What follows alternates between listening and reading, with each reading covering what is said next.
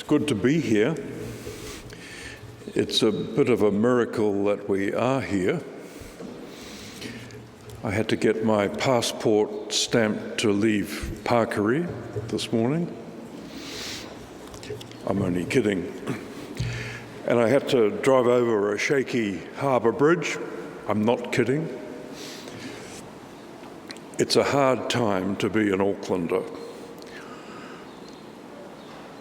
And it's a hard time to be church.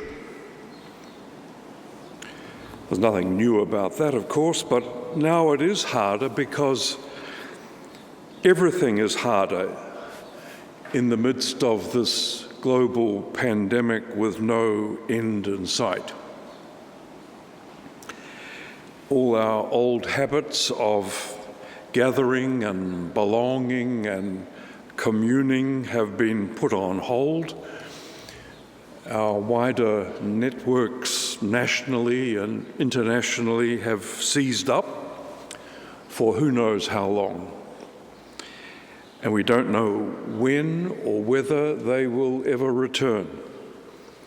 We have all been distanced from each other, quite literally. The old normal has gone forever. And if all of that is not enough to feel sorry for ourselves, the two biggest church stories in the last month are Dilworth School and the Mount Roskill Evangelical Fellowship. Happy St. Matthew's Day to you all. And even as we try to find out what it means to be church in the midst of a maelstrom, is there anything in this story of Matthew, whose name we take, that will give us some clues of a way ahead? What kind of church does he want us to be? Because it will be a different church from last year, pre-COVID. How can his story make us more effective and accessible and even more distinctive as a community? Because being distinctive is something that St. Matthew's people pride themselves on being. I met a friend yesterday and I told him I was preaching here today. "Oh, really?" he said. "That's a pretty alternative kind of place." "I'll pass that on," I said. We like to think we're a cutting-edge congregation, but are we cutting in the right places? Are we really sharp enough? We knew what we had to do when the rest of the church couldn't cope with solo parents, as they used to be called. And so we invited them to come here and dance between the pews and drink sherry with us. And when the rest of the church couldn't cope with the gay community, we hosted a Bible study group and then a regular service for gay people. And it was the same with apartheid and racist rugby. St. Matthew's knew what kind of church it had to be, as it did after the Christchurch mosque shootings, reaching out to the local Muslim community. But what about right now, in the midst of a pandemic that is killing and dividing us? Well, Matthew might have something to say about that on this patronal festival. After all, it's his birthday. What could we give him as a present? He knew a thing or two about divided churches like ours. At the end of the first century, the church was caught in a tension between Jewish Christians who still tried to worship in the synagogues, where the Pharisees set the rules and fussed about them. That was on one side, and on the other were Gentile Christians who didn't fuss at all. The Jesus that Matthew portrays is still very focused on his own Jewish people, even telling his disciples to stay away from Gentiles and not bothering to explain Jewish customs because everyone should know them. So there's a culture war as well as a religious fight going on, just as there is now across the church. Let's face it, we have to confess Jesus with some pretty strange bedfellows. Strange to us because we have so little in common in terms of music and theology and the way we see the world. Yet make no mistake, the Mount Roskill Evangelical Fellowship is as much part of the body of Christ as we are. Matthew knew a thing or two about divided cultures. Jewish purity laws made the divisions very clear, not over silly stuff like what shade of grey or white to paint your house, but who was ritually clean and unclean. How carefully you follow the dietary and social contact laws of Deuteronomy. Who is in and who is out? They make our quarantine laws look careless. The lines back then were crystal clear, especially if you were a tax collector. They were a bad lot in Jewish eyes. They were subcontractors to the agents who bought the customs franchises on goods and services from the Roman Empire. The agents made forward payments to Rome, and then they screwed down the subcontractors to collect the revenue. So corruption and extortion were common. They were about as popular as finding your accountant was fiddling the GST payments and being investigated by the Serious Fraud Office.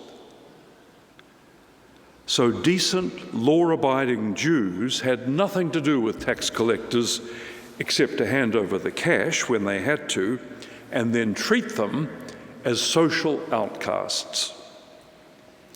Tax collectors had nowhere to stand in Jewish society except to teeter on the edge, distrusted and despised. Matthew himself was one of them. He knew what that was like. So, what kind of a church is being called for in this story?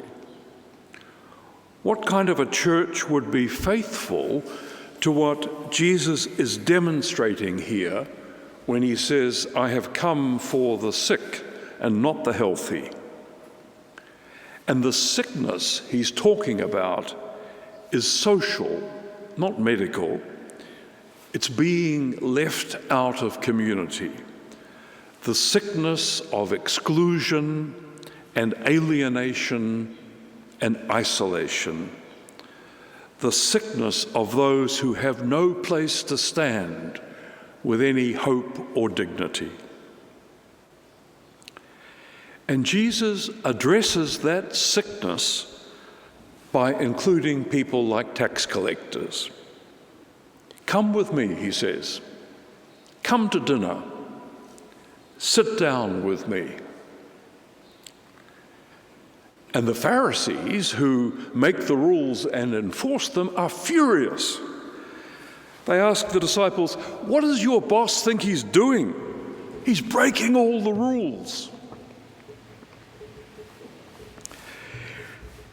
In this COVID-defined time of global crisis, when we're all masked up and socially distanced from each other and our borders are locked down to the rest of the world, what does it mean to be the kind of church that Matthew describes and Jesus models? And at a time when we are quick to judge and condemn those who break the rules of quarantine and masking and hand washing and distancing, when we are slow to forgive and quick to anger, who are the Pharisees in our midst? Are we in their number? You see, we're living in times of incredibly hard moral choices where the ground beneath our feet is tilted by social media-driven conspiracies about dark forces at work. We have to condemn these lies, and yet we also have to find ways of engaging with the liars, meeting them in the midst of their fear and confusion. Because the more isolated they become, the more extreme their rhetoric. Have you noticed that the most alienated and angry of our politicians, and some of our church leaders too, are the ones promoting the most paranoid theories about COVID vaccines and plots to control us?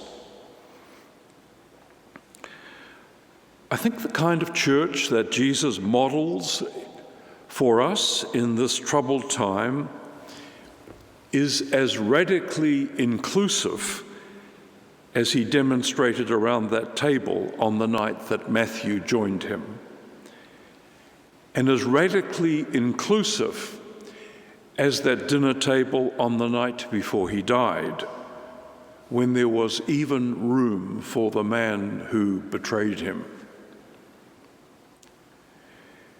It will be the kind of church that works hard at trying to understand these extreme and alienated voices, engaging with them rather than just amplifying them, calling them back into community so we can cope with disagreement together. No one else is doing that right now. We've got plenty of Pharisees quick to condemn, but very few who say, let's sit down and have a cup of tea and talk. I don't have the courage to do that alone where I live, but I might if I had a community like St. Matthew's around me willing to trying to be a place for all.